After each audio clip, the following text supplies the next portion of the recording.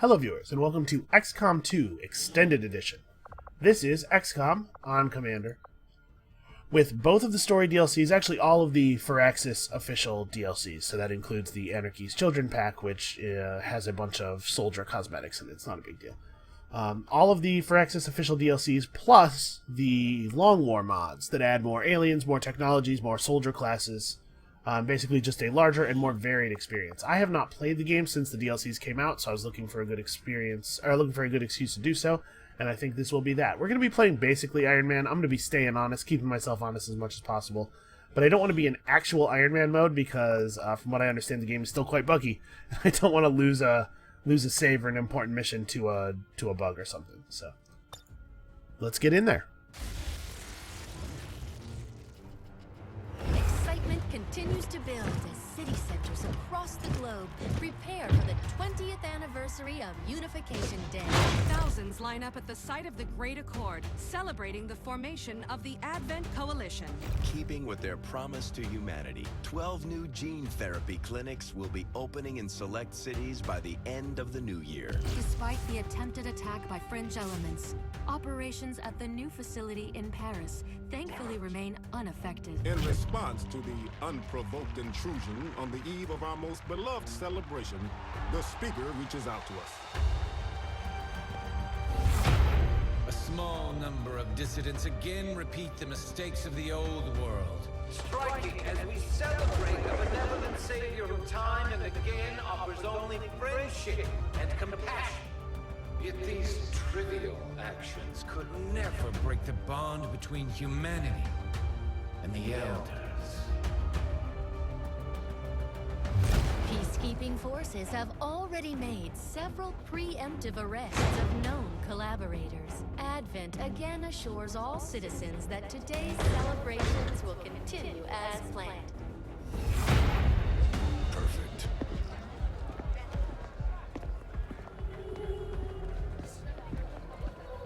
The Advent administration reminds you to report all suspicious activity to your nearest peacekeeper. Only together can we build a better tomorrow. Approaching position. You were right. They've definitely got their hands full today. Stay focused. Prep gate crasher. 60 seconds. Why would we not use some of our crazy future tech to develop a way of speaking to each other that doesn't require us to put our hands in our ears like that? And could we be any more obvious?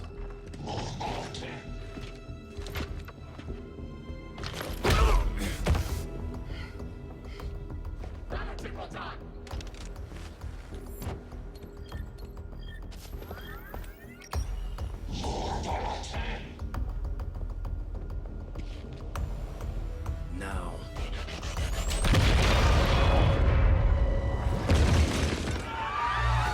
Signal received. Loud and clear. Okay, Gatecrasher. Your turn.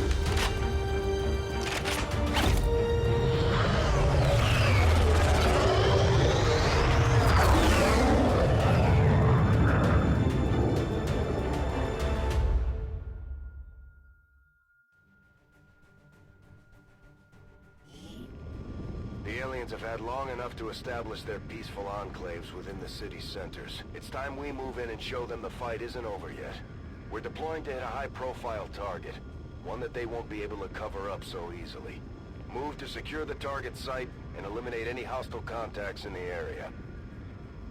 Alright, so welcome to XCOM 2. If you're not familiar, this playthrough should show you the basics, hopefully well enough to play the game on at least this difficulty on your own. I won't be skipping any of the cinematics or anything, so if you've never seen them before, you will get a full dose of the story. If you have seen them before, feel free to just skip forward a little bit. I'll come out with it right now and say that I don't think that the game's storyline is tremendously engaging, but I know that people will probably want to see it. And I do think the gameplay is good enough to warrant sitting through it. Alright, so XCOM 2 is a tactical squad combat game. Fix on the target. Move to place the X4 charges at the designated position. I'm mostly going to try to be respectful of Bradford when he busts in and talks to us. But I may talk over him sometimes or even mute him if he interrupts me. I've also downloaded a mod that should reduce the amount that he butts in, hopefully. These guys make up the bulk of the Advent forces we've dealt with. They're disciplined and well-equipped, but their obedience makes them predictable. Alright, so every one of our soldiers has 2 actions, denoted by the chevrons down here. Mostly what that's going to mean is move and then move, or move and then shoot. It's not too complicated. You can see the blue outline on the ground represents where we can move to with a single action. If we move our mouse outside of it, we get a second yellow outline that represents where we can move if we use both of our actions at the same time. It's not too often that we're going to want to use both of our actions to move at the same time. Normally you want to move, see what you can see from your new position, and then move again. But there are occasions where double moving, or dashing as it's called in the game, is actually pretty important. I'll try to make it clear why I'm doing things as I do them. So right now we're moving up just to establish a nice shot on these guys. I'm going to keep 2 of my soldiers up high. Now, a lot of the game is about moving into cover, taking advantage of cover, negating the value of enemy cover. So you can see when we move next to a wall, it either has a full shield or a half shield, like this half shield. And that indicates either full cover or half cover. Cover reduces the chance that enemies will hit you and dramatically reduces the chance that enemies will critically hit you. A unit standing out in the open, I believe... yeah, look at that. We have a 40% chance to crit these guys. We're considered to be flanking them. Flanking just means that they do not currently have a cover bonus against us. And I do appreciate that they make it obvious how all the percentages are calculated. You can see we have a 20% bonus to our hit chance from height. And we are going to attempt an ambush. You can see we are stealthed right now. That's what this cloaked dude at the top of the screen indicates. All these red spaces on the ground indicate spaces where the enemy would see us if we moved into them. We're going to take advantage of our stealth, though, and attempt an ambush. So these 2 guys are going on Overwatch. That means they'll react to enemy actions. And then we're going to fire a shot with one of our guys on the ground. I'm going to leave our 4th soldier uncommitted. Alright, great shot. The yellow number indicates that it was a critical hit. Alright. Okay, that went pretty well. We missed a shot. Not a big deal. So I think what we're going to do is employ a grenade here. When you aim to shoot at somebody, you can see this guy's in only half cover, and we're already down to almost a coin flip whether we'll hit him or not. That's unacceptable to me. Explosives are incredibly valuable because, first of all, they're guaranteed damage. The grenade cannot miss. The 58% you see here is just is still calculated in the shot. Grenades always go exactly where you throw them. You can see he's highlighted in red here, meaning that he'll be hit, and this piece of cover is also highlighted in red, meaning that it will be destroyed. This is for you. So this will do 3 or 4 damage. It may kill him. Okay, it did kill him.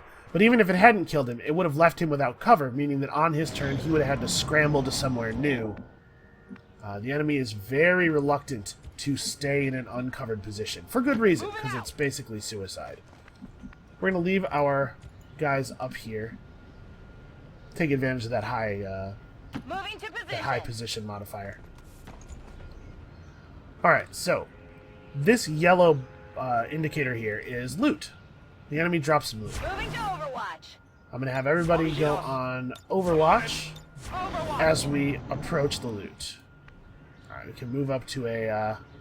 unfortunately, there's no place within the yellow outline to pick up the loot that's also in cover. Rolling. So we're just going to have one soldier move up here. Menace 1-5, you're near the target position. Grab this stuff. A stock in the data pad. We'll see what that is in a minute after the mission. We're going to leave that soldier exactly where she is for the moment. Moving. To take some other people's actions. Alright. Affirmative. Covering now.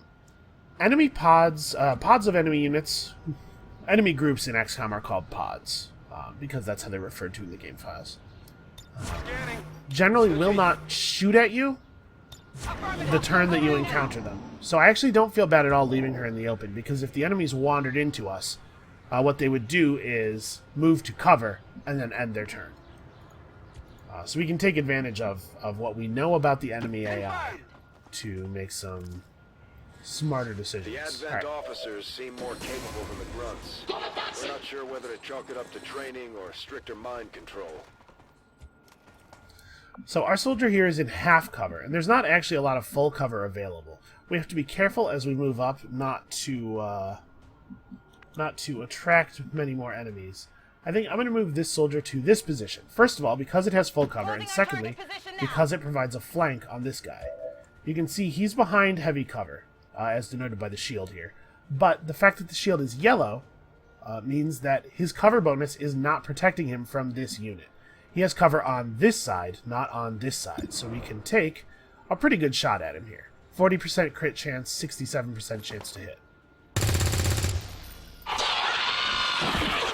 Okay, his reaction animation was a little delayed there. Unfortunately, these guys are actually out of range for these two. But we can see next to their health bars, a little reticle appears if that guy can be shot at from the position of our mouse cursor. So you can see with our mouse cursor over here, we have no reticle. There's no place within a single move that we have a good shot. If we double move, we can get to a place where we'd have a good shot next turn. I don't actually want to do that, I think. What I'm going to do is move them up to positions where they're in heavy cover, they're in full cover, because full cover is really a lot better than half cover. And then I'm going to put them on Overwatch. We've used Overwatch a couple of times already. But what Overwatch basically does is it makes it so the soldier will immediately fire if an enemy unit moves within his field of view. So if they get any closer to us, if they try to take a flank on our poor soldier here, our Overwatch guys will fire at them. Now, we don't have great shots, and we have a 0% crit chance against this guy because he's in cover. So I think rather than taking the shot with this soldier, we're just going to move her to a position where she has full cover. We could move up, which is a pretty aggressive play, but I'm afraid that if I move here, one of them could move to like this position and have a flanking shot. I want to be in full cover in a position where I can't be flanked, basically. Unfortunately, our options are a little bit slim. I am going to take this move, even though she's flankable, because I think in order to move up to a flanking position, the enemies would have to get close enough to trigger our soldier's Overwatch. We can use Overwatch to kind of, yeah.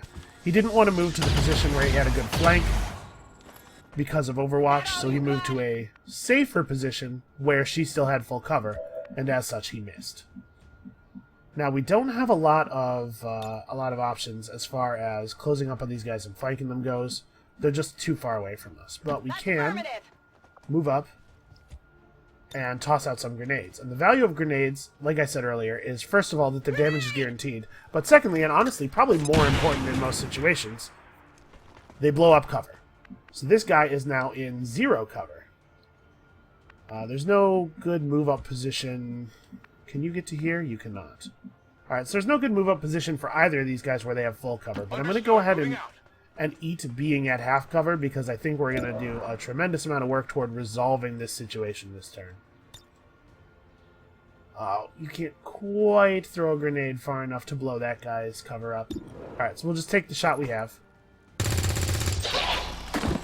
Nailed him. Pretty good. You want to get those critical chances as often as possible. One of the most important reasons for negating enemy cover is the crits.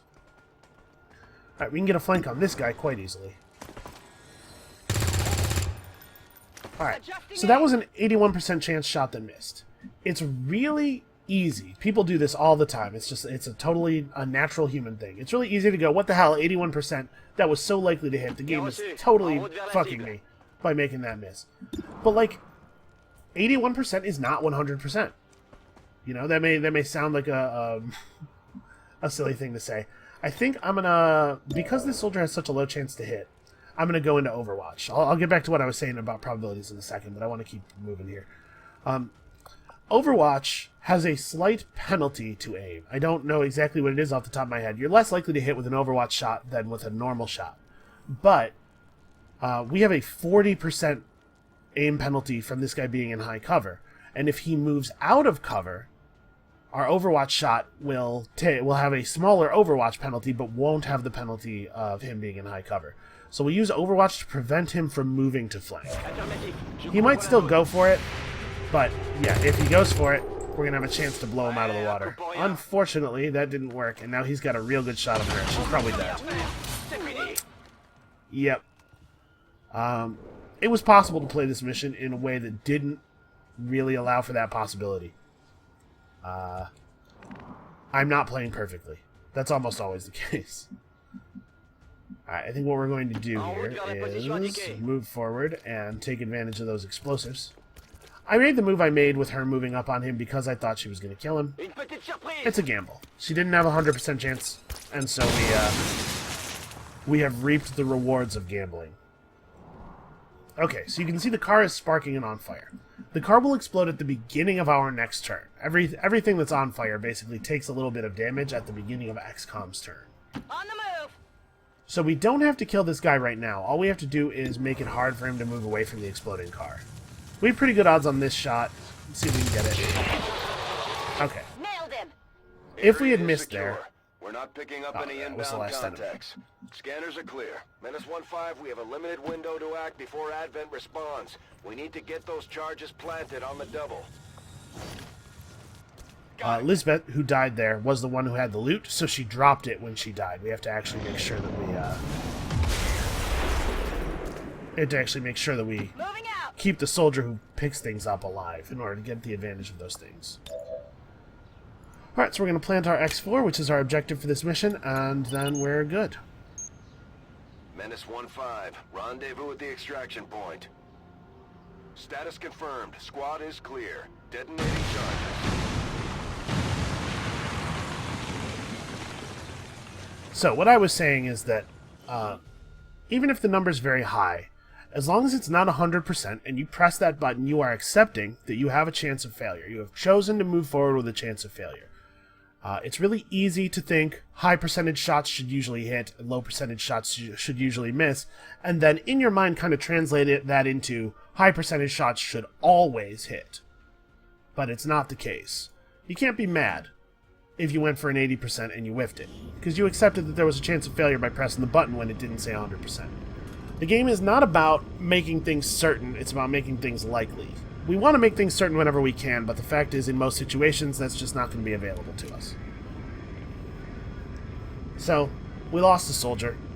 That's XCOM. It's going to happen. The graveyard's going to be full by the end of this thing. But we're not going to let it get us down. Especially rookies. I hate to be mercenary about it, but rookies are less valuable than experienced soldiers. Rookies are going to die. It just is going to happen, and we're not going to feel that broken up about it. There is a little bit of a loading screen here being masked by the flight. My computer is not the most powerful, and so there's going to be some loading screens. I apologize for that. Alright. We have 3 surviving soldiers, I believe all 3 of whom earned promotions. When you kill aliens, you get XP. If an alien that a soldier has damaged dies, that soldier gets a little bit of XP, even if that soldier wasn't the one who dealt the killing blow. You can level up from assists, basically. So, salute, Rookie DeGraff. Sorry to see you go. Alright, so let's talk about... I don't actually know a lot about the new classes that are available. We've gotten a Specialist. Specialists have a little robotic drone, you can see him there. And they have the ability to hack things remotely. You can send your little robot drone out and remotely hack things. It looks like they also have the ability Haywire Protocol by default. This is a thing you had to level up and get in the base game. But it lets the robot attempt to hack robotic enemies, which there will be some of, and we can try to seize control of them or stun them for a couple of turns. And also Aid Protocol. The gremlin moves to a friendly target and increases the defense of that target. It's sort of like giving the target half cover. Bonus half cover in addition to whatever cover they're already in. Half cover is not very powerful, but half plus half does basically equal full. So if a soldier's in half cover and you Aid Protocol them, that puts them in a pretty good position. And then it looks like every time we level up, we'll get a choice of one of 3 abilities. We don't get to see what these are right away. We got a sniper. Squad sight ability allows them to shoot at anything that's within any squad member's line of sight, even if it's not within their own. That's very powerful. The sniper tends to sit back a little bit, you know. And steady weapon. Gain plus 20 aim on your next shot Okay, so this is an action you can take when you don't really have a good opportunity to shoot, but you think you will next turn. Squad sight is very powerful. I'm pretty happy about that. And we got a gunner. Fires a barrage that pins down multiple targets within a 4-tile radius, granting reaction fire against the first one that moves, and imposing a -50 penalty to all of their aim. That's really powerful. In the base game, the class that has the heavy gun is also the class that uses all like the rocket launchers and stuff. But I guess they've split those into two different things in Long War. Alright, and the stock we got is a thing we can put on a gun to make it so missed shots will still deal 1 damage. Guaranteed damage is really valuable and really important. We'll definitely make use of that. And then we got this Advent data pad. We can research this to gain intel, which is a resource that we'll use for various things throughout the game. Commander, to the research labs. Alright, now we have to do a couple of quick cinematics that sort of introduce us to our crew. Impressive, isn't it? Capable of generating immense power, yet completely harmless to human life. If only the same could be said for the rest of the aliens' technology, Commander. Dr. Richard Teigen, Chief Science Officer. I am responsible for the entirety of our research here, as well as the procedure you so recently underwent. Welcome to my lab, such as it is. I'm not sure what Central may have told you, but we found something while removing you from the alien stasis suit. A device implanted directly in your occipital lobe. Had I access to the equipment available to me during my tenure at Advent, I would already know the precise nature of its function. However, given time and your approval, of course, Commander, I assure you, I will find out. Which brings to light an additional point. Though aspects of this facility are indeed impressive, I am but one man. Were you to direct additional support personnel and resources to me, I could substantially improve the speed of all our research. Farewell, Commander. So we skipped the tutorial. I chose not to do the tutorial. And the tutorial sheds a little bit of light on what he was talking about there. Basically, the first game is the story of the alien invasion of Earth. And the canon ending is that we lost, basically. The commander of the XCOM forces in the first game failed to repel the invasion, and the aliens took over. And when they took over, they captured the XCOM commander rather than killing him, and then put him into a stasis suit for some reason. They put him in a stasis pod, like almost like in Carbonite, for some reason. And the tutorial mission is the story of John Bradford, who you saw in the opening cinematic, getting cracked in the ribs with a gun, and a female recruit named Jane Kelly rescuing the commander from stasis. All right, so we have a lot of stuff available to us right away. I think I remember that we want to research alien biotech really early. Modular weapons, of course, leads to weapon upgrades for our squad. Hybrid materials leads to armor upgrades for our squad, and both of those things are of tremendous import. But I think alien biotech leads to a facility that we can build on the ship that is very, very valuable. So we're going to do that real quick. That area of research to be among the more intriguing. Okay, reworked your repulsors with some of the parts I salvaged from their old engine. Should fix that stabilization problem you had. Come on, Rover. It'll work. Commander! Getting our tech to talk to theirs is harder than you'd think.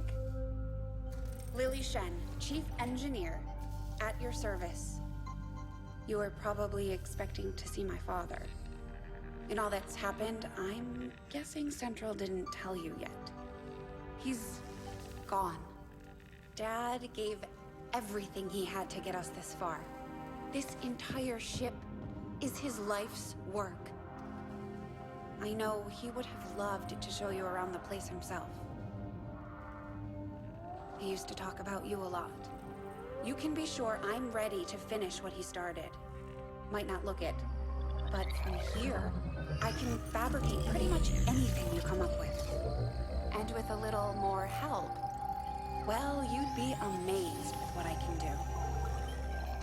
It was an honor to finally meet you, Commander. So that this thing here is the drone that our specialist has. It's one of these. Like I said before, I don't think that the writing in the game is especially good. The dialogue in particular is really real hackneyed and stilted a lot. But do you ever regret leaving the city? the plot does You must matter. miss some of it. The food, the I warm think we have beds. another I cinematic hadn't here at thought the about that. bridge. Commander, good to see you on your feet again. Welcome to the bridge, the nerve center of our operation. The aliens have our entire world in their grip. Advent controls everything. Government, communications, industry, not to mention the military. And it's on us to take it all back. Resources and time are tight, Commander. It'll be up to you to decide how to best use both. The ship is yours. I actually really like the fact that we're sort of an underground resistance coping with limited resources and stuff. I think it's pretty cool. So we'll get to this in just a moment. Hold on.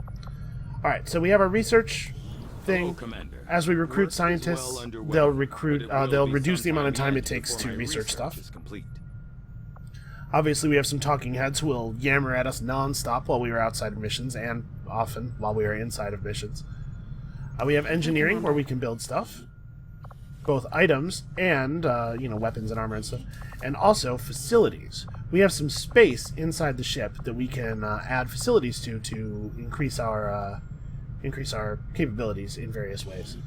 So we have one empty slot to start with where we can stick something in, and the other spots we'll have to have engineers excavate once we get a hold of some engineers. For some reason, Lily Shen doesn't see fit to help us out with this. We'll have to recruit some other engineers and have them excavate.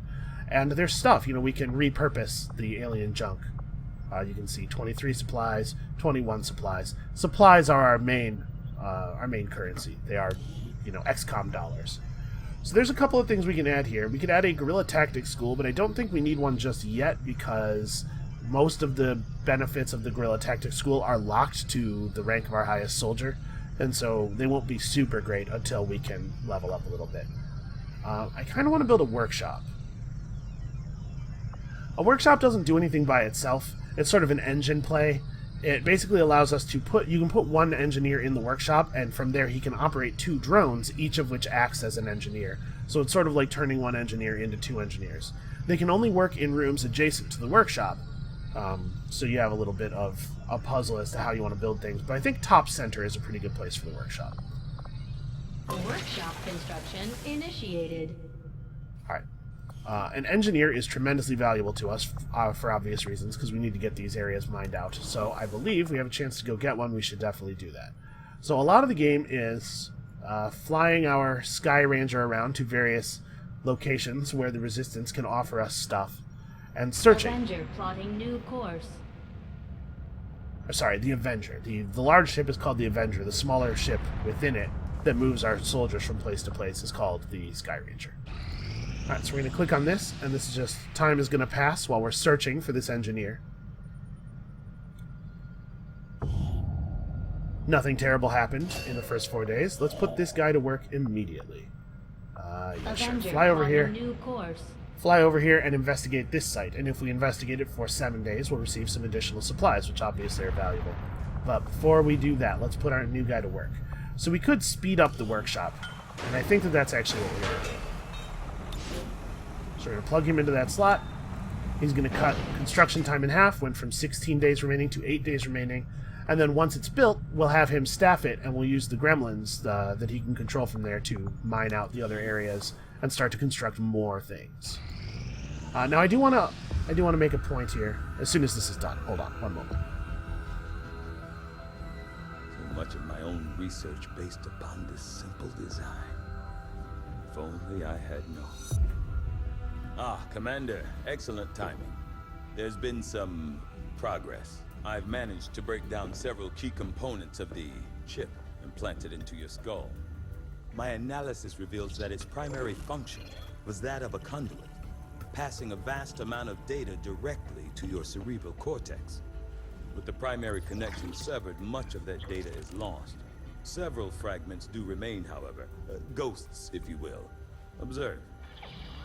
tactical combat simulations, war games.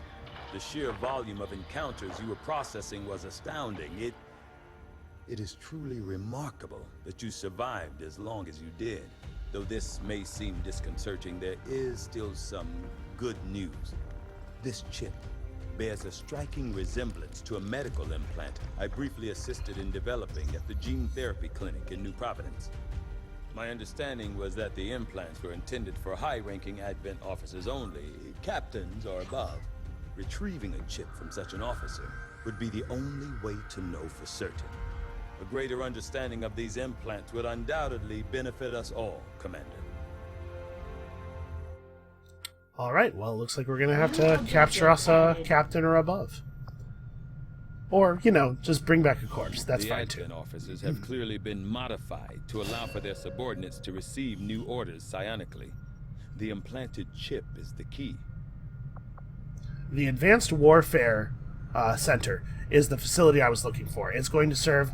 it's going to have tremendous value to us as soon as we build it, which we will do right after we finish the workshop as soon as we can afford it. Let's move up to... I think armor tech is more important than weapons tech, because mostly what we need is for our soldiers not to die in the field. Killing the aliens faster is a really great way of doing that, but better armor tech really, really increases survivability and gives us a little bit of insulation against, you know, strings of bad luck. I had assumed you'd make that research a priority, Commander. I'll notify you as soon as the report is available. All right. Well, we're going to end the video as soon as we finish a real mission. That's what I was about to say.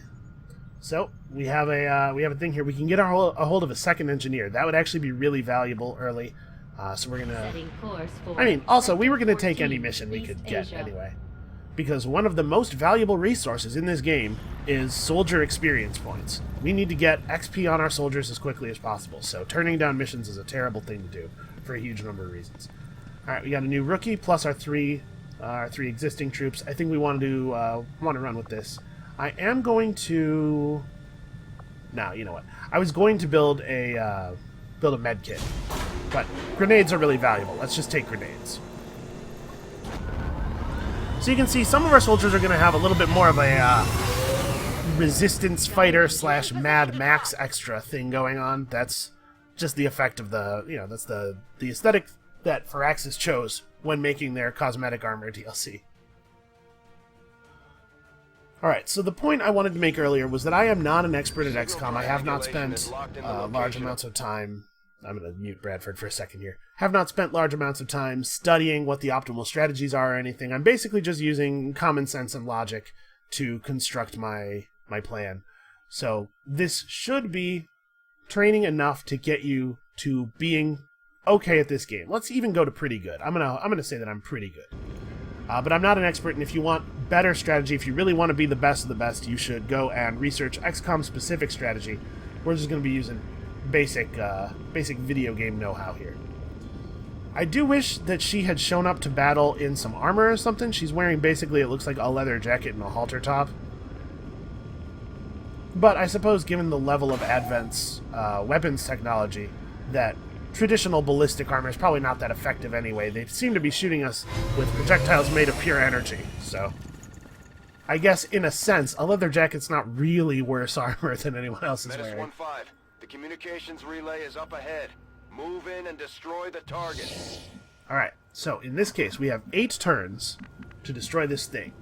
And then we can't leave until all of the enemy units on the map are dead, but there's no timer on that part. If we destroy the relay within 8 turns, we have as long as we want to finish off the enemies. Now, I do want to look at something real quick. Long war options. We're going to turn on hidden potential. Randomized stats on level up, just because I think it makes for an interesting game, trying to continue to repurpose soldiers as their stats change. We're also going to turn on not created equally, which causes our new recruited soldiers to have randomized stats. Is there anything else I want to turn on? I actually don't want locked perks on because, or view locked perks on, because if I can see what all the perks do, then I'm going to have to read them all.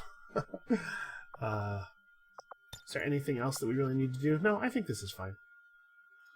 We do have the option of changing the default squad size, and I'm not going to. I'm not going to randomize damage any more than it's already randomized. Basically, there are some kinds of randomness I like and some kinds that I don't. Basically, I want randomness to happen before battle. Although they bear some resemblance to the sectoids first encountered during the invasion, their genetic structure now includes human DNA. They are stronger than ever, with an even greater psionic potential.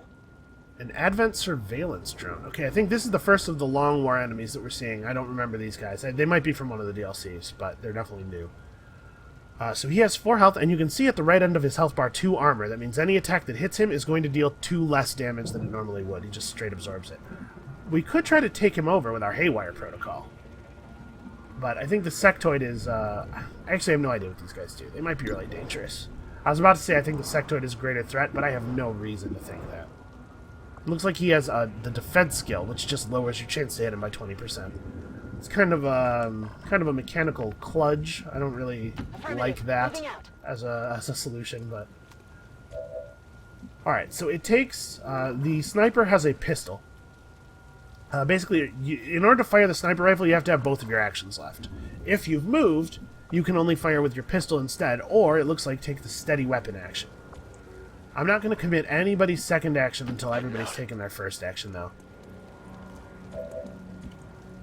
And you can see, of course, we start the battle, or we start the mission in stealth. That's generally going to be the case. I think, even though we're on the clock here, this thing is not that far away. I think we're going to take a turn. Everybody chill out. We're going to use steady weapon. Plus 20 aim on the next shot. Bonus is lost if you use other actions or are wounded. We're going to steady weapon. Everybody's going to go into Overwatch. We're just going to chill for a minute. Soldiers in Overwatch in stealth won't use their shot unless they are revealed first. And I think what we're going to do is put a couple of guys on Overwatch, and we're going to do an ambush like we did last time. That sectoid is not visible to most of the party. I think we're going to move one of these people over to here. Yeah, from here you can see the sectoid. This is the room. Got it covered. Rookie will go on Overwatch. This guy will go on... This guy will go on Overwatch. We're going to save this guy because I think this large suppression ability will be useful if things go awry. You know, if we don't get a lot of kills from this ambush or something.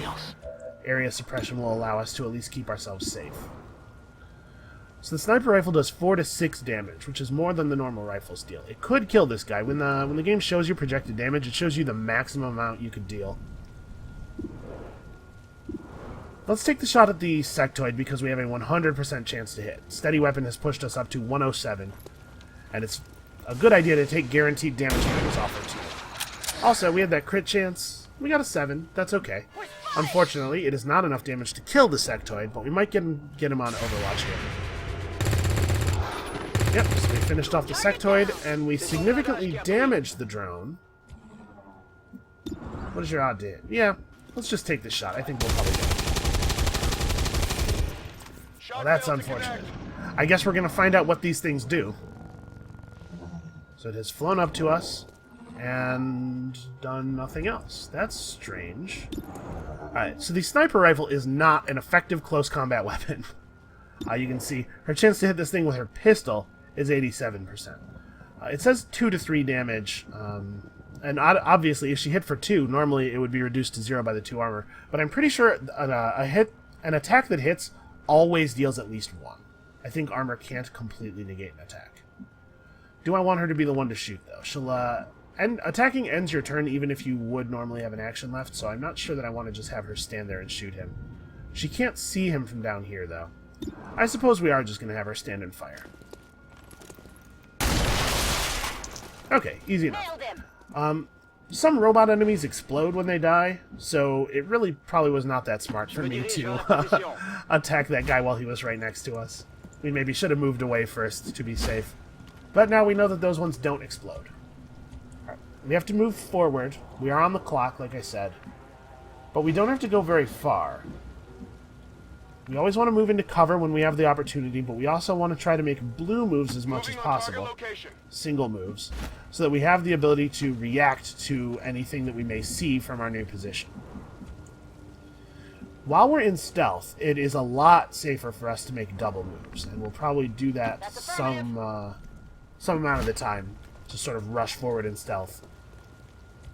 For now, I want to move carefully forward, overwatching whenever I can, so that if enemies wander into us during their turn, we get a free shot off on them, basically.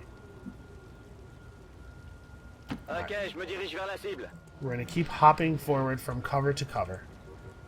We almost have vision on this thing. We're going to have to actually get inside the building or blow the wall out with explosives. Both of those are totally valid. I do love to blow up walls with explosives. I have a very hard time bringing items into battle because you have to equip them in your grenade slot, and I just hate not having maximum grenades. Alright. As much as I would love to have our sniper stay up top and take advantage of the high ground bonus, she's not going to have a shot on whatever's happening from up here, probably. So we're going to go ahead and move her forward. We can move her into a position that isn't actually in cover, since we know that she won't reveal a pod by moving here because we already had soldiers move through this space this turn. And then, like I said, enemies don't shoot at you on the turn that they're revealed. Generally. Uh-oh. That's a reinforcement flare. A pack of enemies is going to land there on this coming turn. And even though they won't actually be able to see us, they'll know that we're here because we're not in concealment. This is actually kind of tricky. I think I'm going to move this guy up here so he has a little bit of vision. We're going to open this door. I don't know for sure that he can see that landing zone. It's a little tricky to figure out what people can and can't see. Common sense is not always a great guide for how sightlines work in XCOM. Nope. Alright, we got vision. This is why we blue move everybody before taking second actions with anybody, so that if one soldier reveals enemies, the other soldiers can react to that fact. We are definitely going to blow up this guy's cover and probably be able to kill him right away.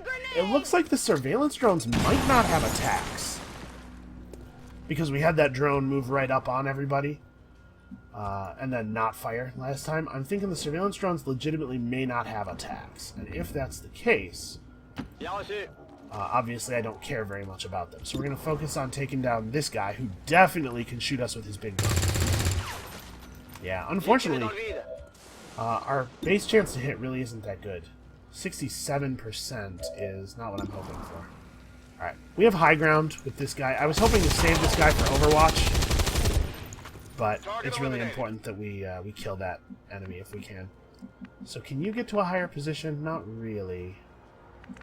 And you're visible to the drone from right here. You can see this cover symbol is red. That means that this position is flanked. Well, I really don't know what to do with our sniper. I'd love to get her up to a high position, but unfortunately I put this guy in the way of the drain pipe that she could have used to climb onto the roof, which is maybe not ideal. No, we almost have vision of that thing. I think I'm going to move her... can we see into this building, maybe? Yeah, let's move her to a nice covered position here. Got it. This is a double move. You can see the cursor was yellow. I'm just trying to move her up to a position where she can see something next turn, perhaps. Alright, so 3 more enemies.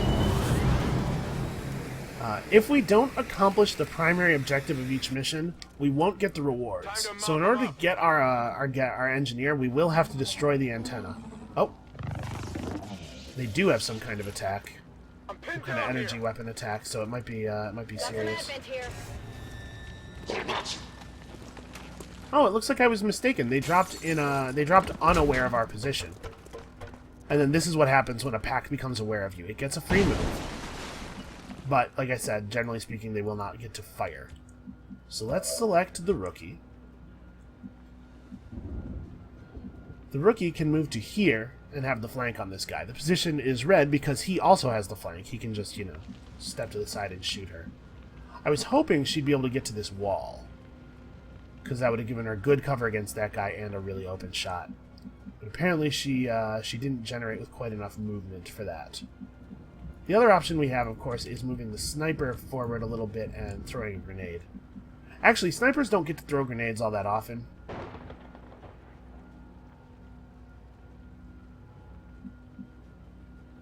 And the sniper could move up and shoot him, but she'd have to use her pistol, and she would not deal enough damage to be lethal. So why don't we try using a grenade? This soldier down here could throw a grenade that would invalidate all of this guy's cover, blow up the walls of this building, basically, and give us a lot more options for how we're going to handle this situation. I maybe should have, actually definitely should have moved into high cover somewhere before doing that. That was an error. Alright, so let's have the rookie. She has half cover in both of the directions she's in now, so any move is an improvement. I'm concerned that if she moves here, she will no longer be flanked after she kills this guy, but I'm concerned that this dude on the roof here would be able to move just like over to here and then have a flank shot on her. So I don't want to run her just up against the wall. I think we're going to go ahead and give her half cover. I'm on the move. But half cover that's more difficult to flank her out of. And 82%, pretty good odds. Okay, she died. No longer a threat. I have no idea if I need to be concerned about the drone or not. Like, if his attack is actually dangerous. Our sniper has terrible odds to hit anybody from her position. He has an 82% chance to hit through cover. So this is tricky. With his heavy gun, he does 4 to 6 damage. He's guaranteed a kill if he hits. But he might miss. We can throw the grenade, and the grenade's guaranteed to hit, but won't necessarily get us a kill. I'm going to go ahead and take the 82% chance. Okay, well that's, I got nothing. My weapon's spent. That's what I did to myself. I put myself in a position to allow that to happen. So we're going to have our sniper fall back to a position where she can't be easily flanked. And grenade this guy. I'm having a little bit of trouble finding the angle. Here we go. Grenade this guy's cover so he can't stay put, and it might kill him. Basically, I'm just always looking for an opportunity for the sniper to use her grenade because it's so difficult for her to take advantage of it normally. It would be really cool if this killed him. It didn't kill him. For some reason, we got to see the result of that attack before seeing the entirety of the animation. That immune you saw was he flew through a space that was on fire. So apparently, like most robots, immune to flame. He has a stunning attack. That's interesting. Stunned 4. Actually, that might be 4 turns, in which case it's devastating. But it also might just be 4 actions, in which case it's only 2 turns and it's still pretty devastating. Alright. So we prevented any of our soldiers from getting flanked, but the enemies are still hitting us all of the time. The reason for that is that our soldier was in half cover, and like I said, half cover is really not covered. So he got hit and panicked, and now he has, he took a random action, did poorly, basically intentionally. And then now we have no ability to use him for stuff. And we have a stunned target, we have a stunned unit as well. So we have 2 units who are useless to us. Fortunately, this guy's injured, so our sniper can move up to the roof. I think here, where it will be difficult for this dude's partner to flank her. And then she has a very good shot on him with her pistol. Yeah, who needs a rifle anyway? She's doing fine work. Unfortunately, we are really on the clock as far as destroying this thing goes. I'm going to take a chance with our rookie. We only have one position that we can move to flank this guy where we're still in any kind of cover at all, and it's this position right next to him. If she fails to kill him, he'll have an immediate flank shot on her as well. But I think we have to make this move because we have to be in a position to attack this thing next turn. Actually, we have to be in a position to attack it twice. Yeah, our sniper has to be able to hit it too, or we're in a lot of trouble. Can she see it from here? She cannot. Oh, that's weird. The reticle for hitting it appears on its icon rather than next to its health bar. That's strange. So does she have it from here? She does. I think we may actually have to eat... Yeah, I'm going to let this guy have a turn attacking us normally, so that we can shoot it. Wait. That's strange. Okay, no, she can hit it. It needed to play out its little cinematic in its head. Also, we have an interact button. Oh. There's a door right here that she can close. Anyway, I think we're going to shoot at this thing. She can't miss it. She does still deal randomized damage. She only dealt 3. You're trying to pull back. Yeah, I took a chance there. That guy could have run and flanked us and shot at us and probably killed us. But I really want to make sure that she gets to... Why can't... Wait, she could see it last turn. Why can't she see it now? Hold on. I'm going to open and close the door to try to get to recalculate the sightline. Yeah. She could see it last turn, but she can't see it now. This is kind of what I was talking about. The game is still super buggy. And the sightlines in particular, it just doesn't do sightline calculations very well. Alright, so she has a pretty good chance of killing this guy. Let's not take her shot yet. It would be really cool if she could just shoot at the guy and kill him. But this is the last turn for that antenna. We have to make sure it dies. Let's see if we can haywire protocol this thing now. He doesn't really have anything else of value he can do. So we send the gremlin over to it. Alright, and we have 2 different choices. We can choose to try to shut it down with a 76% chance of success, or a 24% chance to fail, and if we fail, it will gain aim and defense. Or we can try to take it over, 38% chance to succeed, or a 62% chance to make the failure thing happen. I'm going to just go for the easy. Alright, good enough. So our unit has a tech score, and their thing we're hacking has a tech score, and that's how they calculate our success chances, by comparing those 2 scores. There are various things we can do to improve the tech scores of our units. So she could shoot at that thing right now with her rifle, or run over here and not have a shot at anything with her pistol. I guess we may as well take the rifle shot, because she can't contribute in any... Well... No, let's move her forward. Shooting at that thing is not valuable to us. Let's move forward, and then we'll have to finish this off with the rookie. Which unfortunately means letting that guy have another turn of life. Destruction of the relay. The alien transmission is down. Eliminate any remaining hostiles and move to evac. But we have to make sure we get the mission. And then I'm actually going to put her on pistol overwatch. Okay, the dude's just running away. That's unusual behavior. I'm not sure if that's not sure exactly what that portends, but we now have as much time as we want, so we're going to creep up here. We're going to regroup. Our team has gotten a little bit spread out. We're also going to take this opportunity to reload some of our guns. You can see down here, this gun has 4 shots before it runs out of ammo, and you have to reload it. Reloading costs an action. It does not end your turn. If you reload as your first action, you can still shoot on the next action. Man, we are not good at hitting this surveillance drone. Let's see if we can kill it before it wakes up, though.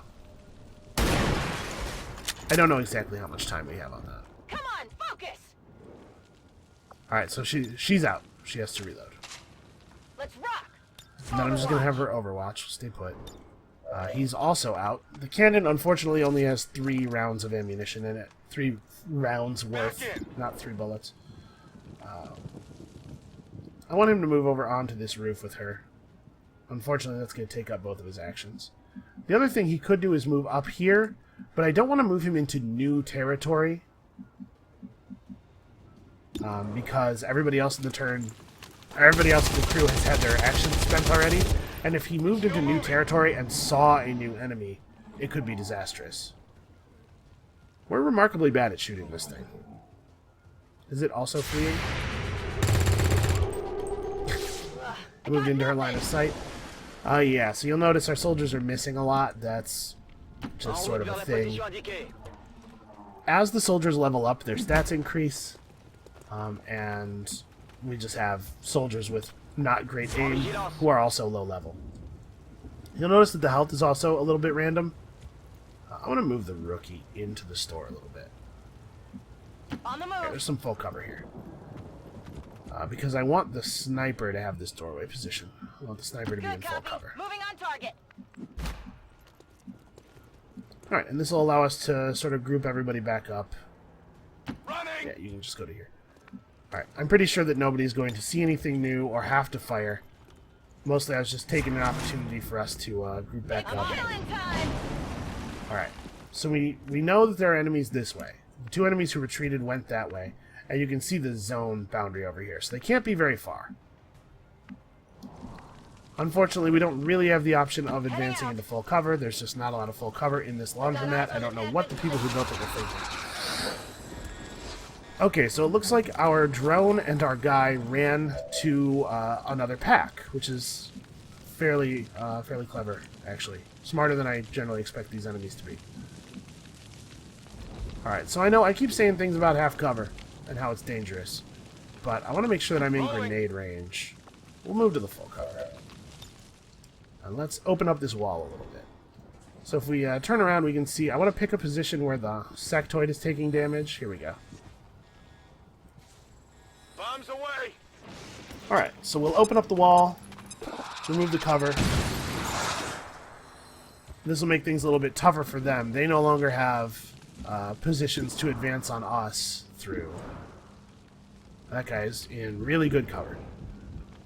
Let's see if she can take down the sectoid. If she hits him, she'll kill him. He has 4 health, so a shot from the normal rifles might not be lethal. Well, unfortunate. We're just gonna have to go for it. Okay, good. We got a good roll there. We could have dealt only 3 damage. That was a possibility, and that would have been really sad. We are very unlikely to hit this guy. He has good cover. We're going to stay in our good cover and just Overwatch, I think. That'll keep him pinned down. Or no, it won't, because this enemy will eat up our Overwatch shot. Oh dear. Okay, so their attack does very little damage. On a crit, it dealt 2. And for some reason, they don't always attack. Oh, ow. Okay, she's in a lot of trouble. Give it a try. We got really lucky there, actually. She generated with a lot of health. Recruits often don't have 6 health. Okay, so she's disoriented, which is lowering her attack chance by 20%. Oh, we have the option of hacking. Almost every mission, at least every urban mission, has these poles in them. And you saw in the opening cinematics that they're used for some kind of surveillance purpose. But you can hack them to try to get some kind of rewards. They have a tech score of 80, it looks like, and we're not actually good at hacking them. And we certainly don't want all the enemies getting a defense boost, so we're not going to go for this. But we will always check them at least, because some of the rewards you can get from hacking them are extremely powerful. Things like, right there you saw it just gives us some more map resources. But it's entirely possible to get, like, all of your soldiers get their actions refreshed, which is one that I'm very fond of.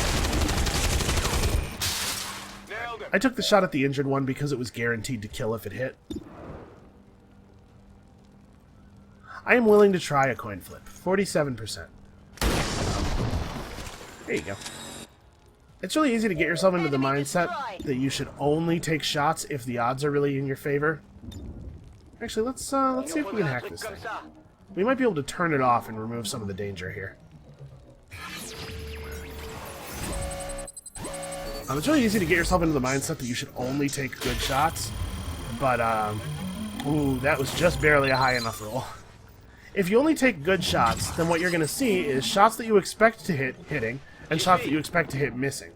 If you take low priority shots occasionally, not like as a matter of course, but whenever you don't have a better option, you're going to get shots that you expect to miss hitting sometimes.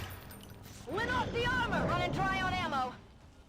Okay, her disorientation has been removed. It only lasted a turn, apparently. We should have somebody else kill it. I want to give the kill to somebody who has a level up already. Try to get somebody to rank up again, because it's really important to get a couple of high-level soldiers as quickly as possible. Your life will be so much easier. Status confirmed. All right, here's the hostiles last are down enemy. and the area is secure. Status confirmed. Mission accomplished. If you complete a mission while there's loot on the ground, you'll get the loot. You don't necessarily have to run over and pick it up before completing the job. So, no deaths. Had a couple of wounds, a couple of really bad wounds, and unfortunately those wounded soldiers will be unavailable to us while they're convalescing. But the Advanced Warfare Center, which we're going to build just as soon as we can, allows us to reduce our healing times. Well, that's why it's so valuable, really, is so that we can keep running our good soldiers out, get a couple of guys up to high level, and then once you have a couple of high-level soldiers, they can support lower-level soldiers through missions, and it just makes it way easier for you to continue being successful while leveling people up. Spreading out your XP evenly is a very dangerous thing to do, because it means that it increases the chance, basically, of a mission going south with a bunch of high XP people in it, and then you lose the team, and you lose a ton of progress. And depending on where you are exactly in the storyline, honestly, you may even make it so you can no longer win the game. Or at least that was a concern in the first game. The second game's difficulty hump doesn't seem to be quite as high. But that's going to be it as soon as we're out of here. That's going to be it for this episode of XCOM 2 Extended Edition. I hope you guys are enjoying it. I hope you will continue to enjoy it if you do either of those things. Leave a like, subscribe, leave comments, whatever. If you have any suggestions or questions, please do leave them in the comments below. I do read all of my comments. Let's check out people's promotions real quick. So we've got the first level of Specialist. He's a corporal now. So what are our choices? The Gremlin can heal people. It has a single charge of healing, or if you have your medikit on that soldier, you can heal an additional time. That's pretty useful. Suppression allows us to fire a barrage that pins down a target, granting reaction fire against it if it moves, and imposing a penalty to its aim. So it's like a one-man Overwatch that also hurts their aim. Suppression is actually pretty powerful, but I think we're going to be taking Combat Protocol. Combat Protocol allows your drone to move over to somebody and zap them. It deals guaranteed damage, which is one of the most valuable things in the game. Guaranteed damage. And it also does crazy huge damage against robotic enemies, which are some of the things that you're going to have the most trouble with in the early game. The Combat Protocol is basically indispensable. And this guy's wounded. He'll be out of commission for 7 days. Rookie Zoo is horribly wounded, gravely wounded. She's a Ranger, which is a new class, and her ability is Light 'em Up. Taking a standard shot with your primary weapon as your first action does not end your turn. Is that a passive? Okay, so that's every turn she can fire twice if she doesn't have to move. That seems really great. Like, really great. She also has the Commissar ability. Pistol shots against allies who have been mind-controlled by enemies have a 50% plus 50 to hit, cannot be dodged, and automatically kill the target. So she can execute mind-controlled allies. The fact that this ability is called Commissar is a reference to Warhammer 40k, where the Imperial Guard Commissars have a very similar ability. You can kill allies to give a buff to your other allies. Our Sharpshooter has gained a level. She can pick up Precision Shot, plus 30 critical chance and 33% bonus critical damage on a 3-turn cooldown. That's cool. Return Fire. When targeted by enemy fire, automatically fire back with your pistol. That requires you, of course, to be in pistol range. She does seem to like that pistol an awful lot. Or Snapshot. Hold on, this is scrolling. You may take standard shots and enter standard Overwatch with your sniper rifle after moving, but you suffer severe range penalties beyond 5 tiles of squad sight range. Okay, so this makes you want to play as a close-range sniper, but allows you to move and fire your rifle in the same turn. That's really interesting. I think we're going to take that. She's going to be kind of a close-range fighter. She likes working with that pistol. And we have an upgrade on this guy, Shredder. Okay, Shredder is when you shoot someone with your cannon, if they have armor, it removes some of their armor. This is a very powerful ability. Hollow targeting, if you shoot at them, whether you hit or miss, you mark them so that everybody else gets plus 15 aim against them. That's pretty cool. And Steady Hands gives you plus aim and critical chance if you did not move last turn. That seems pretty weak, relatively. I'm going to take Shredder. I don't know that it's the case, but in the core game, enemies that had armor were like the most terrifying thing. By far the most dangerous thing. So I'm going to take Shredder because I'm still a little scared of armored enemies. Alright, well, like I said, that's going to be it for this episode. We got cinematics. It'll be it for the episode in a second, I swear. Hello, Commander. The council you once knew is no more. Its membership have all sworn loyalty to the Advent administration. With one exception. It is good to see you again. In the days since your capture, I have done all I can to aid the Resistance from the inside. It was these Resistance operatives that provided the intel leading to your recent extraction. As of now, Resistance forces are currently somewhat disorganized. If we are to defeat Advent and their alien masters, you must change this before it is too late.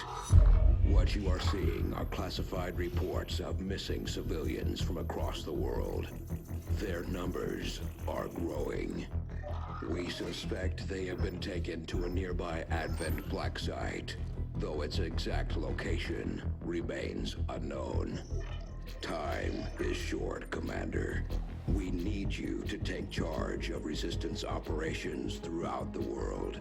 Establish contact with the local cells and bring them into the fold. Find this black site and shut it down. Save our world. The clock is ticking. Good luck, Commander. Alright, so the council he talks about is the people who gave you your marching orders in the first game. Alright, we got a new mission to contact the Resistance in a black site region, and then eventually shut down the black site. You are, Commander. I've updated And our we'll get there. objectives based on the latest information. Alright, we're going to start excavation on this room. The number of supplies in the room doesn't change excavation time, it just makes you get more reward. Start excavating that. When this is done, this is where we're going to build our Advanced Warfare Center the very moment we have enough supplies to do so. Anyway, that's going to be it for this episode. Like I said before, likes and subscribes and all that stuff. Comment if you want to comment, and we'll see you next time.